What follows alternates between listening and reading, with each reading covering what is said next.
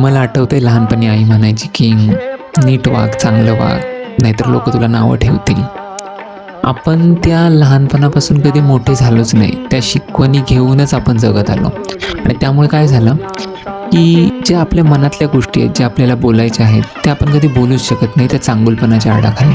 की मी जर असं म्हटलं तर मला लोक काय म्हणतील, याबद्दल लोक काय विचार करतील, मला ते चुकीचं तरी नाही समजणार ना, असे सगळे प्रश्न आपल्या मनात येतात. एक साधं एक्झाम्पल घ्या, माझ्या घरी कामाला ताई येतात, तर त्यांच्याकडून जर काम कधी नीट नाही झालं तर मला त्यांना तसं सांगायची भीती वाटते. मला असं वाटतं की त्यांना असं वाटेल का की मी त्यांना पैसे देतोय म्हणून हा असा बोलतोय, किंवा ते सोडून जातील, किंवा त्यांना काय वाटेल ह्याच्याबद्दल. त्यामध्ये माझा चांगुलपणा आड येतो. अर्थात मी चांगल्या भाषेतच सांगणार होतो त्यांना त्या, पण मला नाही आलं तसं करता. कारण आपण नेहमी घाबरतो ह्या गोष्टीला की लोक माझ्याबद्दल काय विचार करतील.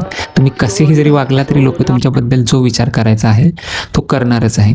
त्यामुळे मला असं वाटतं तुमची सद्सद्विवेक बुद्धी शाबूत ठेवून शांतपणे एखाद्या गोष्टीला रिॲक्ट केला आणि जे मांडायचं आहे ते मांडलं, बोलायचं आहे ते बोललं, तर काही फारसा फरक पडणार नाही आहे. आपलं माइंड क्लिअर राहील, डोकं क्लिअर राहील, मनामध्ये काही साठून राहणार नाही आणि गोष्टी सोप्या होण्यास मदत होईल ह्या गोष्टीमुळे. तर चांगुलपणाने फार गोष्टी बदलत नाहीत आणि खरंच जर तुमच्यामध्ये चांगुलपणा असेल तर तो तुमच्या भाषेत, तुमच्या स्वभावात, तुमच्या वागण्यात आपोआप उतरेल.